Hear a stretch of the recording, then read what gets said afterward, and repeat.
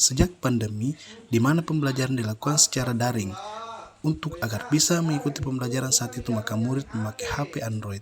Sejak saat itu, murid saya terbiasa menggunakan HP yang sampai saat ini menjadi pemicu murid saya menggunakan HP untuk tidak lagi menunjang proses belajar mengajar, tapi lebih ke arah negatif yakni bermain game yang sampai lupa waktu.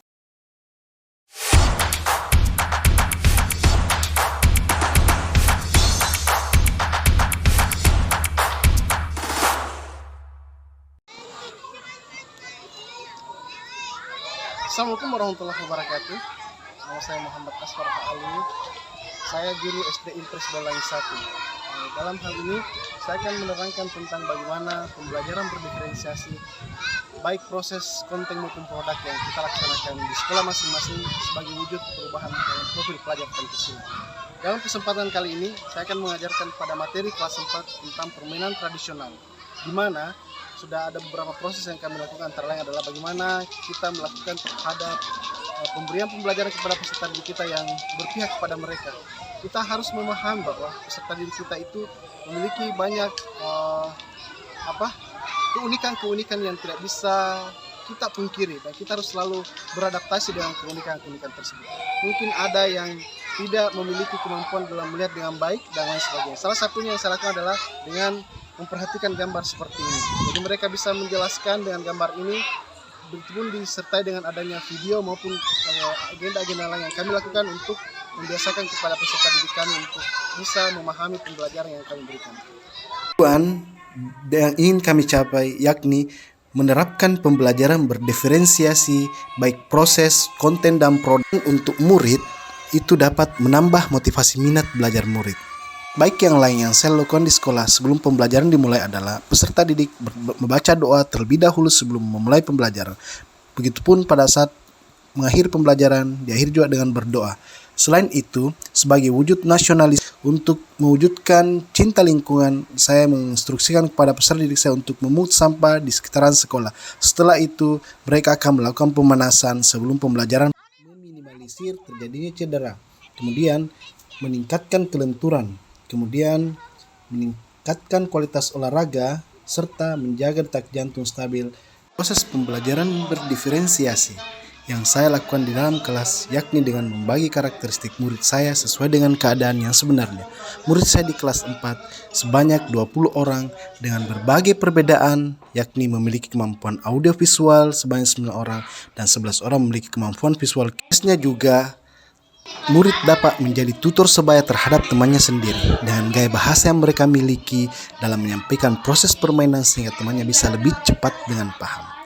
Di samping itu, keberanian murid untuk tampil depan kelas merupakan modal awal dalam mengasah kemampuan murid tersebut untuk lebih percaya diri. 3 diferensiasi yakni diferensiasi proses, di mana saya menggunakan gambar dengan ukuran besar dengan warna yang jelas karena ada murid yang memiliki hambatan penglihatan yakni Ananda Sahwa agar dapat melihat dengan jelas gambar yang ditunjukkan, dan saya menggunakan video tentang materi permainan gerobak sodor dan benteng bagi murid memiliki kemampuan belajar dan dengan audiovisual. Di sini saya menyampaikan kepada murid kegunaan lain dari HP untuk mendapatkan informasi terkait pembelajaran. Diferensiasi konten yang saya terapkan di sini yakni masing-masing murid membuka HP-nya untuk mencari video permainan gerobak sodor atau PSG dan permainan tradisional benteng atau PTB. Sedangkan hal yang saya lakukan dalam pembelajaran berdiferensiasi produk yakni setelah melakukan video, saya memberikan kepada murid pilihan bagaimana mereka dapat mengekspresikan pembelajaran yang diinginkan, melakukan praktek bermain, memilih salah satu permainan sebagai wujud merdeka belajar. Apakah bermain PSG, PGS terlebih dahulu atau PTB. Mainan tradisional benteng, cara bermainnya yakni permainan bentengan terdiri dari 2 kelompok, kemudian masing-masing kelompok terdiri dari 4 hingga 6 pemain. Permainan ini dilakukan dengan menjaga benteng yang berbentuk tonggak tiang kayu atau bambu. Tonggak tersebut dijadikan sebagai base camp masing-masing kelompok. Permainan bentengan yang kuat dari base camp dianggap menyerbu terlebih dahulu.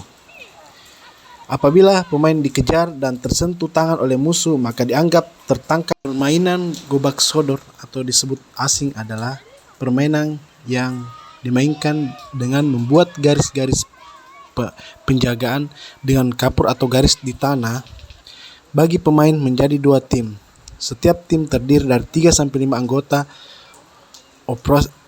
opsional disesuaikan dengan jumlah anggota keseluruhan. Satu tim akan menjadi tim penjaga benteng dan tim lain akan menjadi pihak yang berusaha memasuki benteng tersebut. Untuk tim yang menjadi penjaga benteng harus menjaga lapangan menurut garis horizontal dan garis vertikal. Penjaga benteng garis horizontal harus berusaha menghalangi tim lawan yang tengah bergerak memasuki garis batas.